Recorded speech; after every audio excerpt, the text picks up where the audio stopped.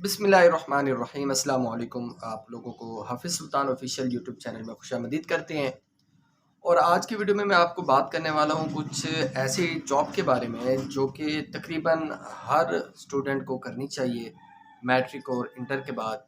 शर्त ये है कि आप लोगों की जो क्वालिफ़िकेशन होनी चाहिए मैट्रिक इंटर में, आपके 50% मार्क्स जो हैं वो कम से कम ज़रूर हों।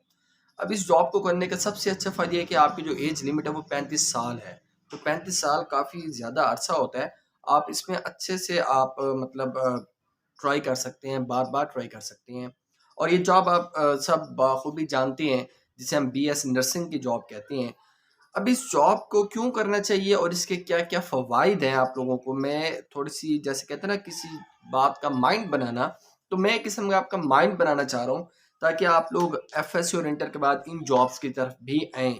इनकी जो फ़वाइद हैं और इनकी बाकी जो आपको मिलनी है सैलरीज़ वग़ैरह मिलनी है, मरात मिलनी है, ये आप जानकर हैरान रह जाएँगे कि इस तरह की ज़बरदस्त जॉब को हमने अभी तक इग्नोर किया हुआ था। दोस्तों बात करते हैं बीएस नर्सिंग की। नो डाउट इसमें बहुत सारे जो कैंडिडेट्स हैं वो ट्राई करती हैं इन जॉब्स के लिए, लेकिन अभी भी मैं आप लोगों को अगर क्राइटेरिया बताऊं तो तकरीबन जितने स्टूडेंट्स इंटर करने के बाद यानी कि एफएससी करने के बाद फ्री होती हैं, उनमें से सिर्फ 15 से 20% यानी कि 15 से 20% स्टूडेंट जो है वो नर्सिंग की जॉब्स के लिए ट्राई करते हैं। और इसके अलावा 80% स्टूडेंट्स ट्राई नहीं करते क्योंकि वो समझते हैं कि जॉब कोई फजूल है, इसमें ये अजीब किस्म की जॉब है और वगैरह वगैरह। लेकिन आज आप ये वीडियो देखकर समझ जाएंगे कि वाकई ये जॉब करनी चाहिए। लेकिन सबसे पहली बात, ये 4 साल डिग्री प्रोग्राम है और इसमें आप लोगों की जो होती है ड्यूटी, पता है आप लोगों की जो जॉब शुरू होती है तो साथ ही आपकी मंथली 35,000, जॉब की बात नहीं, जब आपके एडमिशन होते तो 35,000 माना शुरू हो जाता है, जिसमें मेल फीमेल दोनों अप्लाई कर सकते हैं। 35,000 माना यानी कि अभी आप पढ़ रहे हैं, आपकी स्कॉलरशिप नहीं, ऐसे ही डायरेक्ट आपको 35,000 माना हुकूमत जो है वो खुद पे करती होती है। तो ये ऐसी जॉब को छोड़ना मेरे ख्याल में बेवकूफ़ी से ज़्यादा और कुछ नहीं होगा। इसके अलावा आप लोग जब जॉब कर रहे होते हैं तो आपको बाकायदा जैसे एमबीबीएस स्टूडेंट्स को ट्राई करवाई जाती है, उनको जो है ना मेडिकल फैसिलिटीज़ के साथ या उनको पेशेंट्स का चेकअप करवाया जाता है, प्रैक्टिस करवाई जाती है, इस तरह से आपको भी वही प्रोटोकॉल दिया जाता है। आपकी हफ्ते में 2 दिन जो है वो होती है ड्यूटी होती है, जिसमें हॉस्पिटल में आप लोगों ने ये सारी चीज़ें सीखनी होती हैं।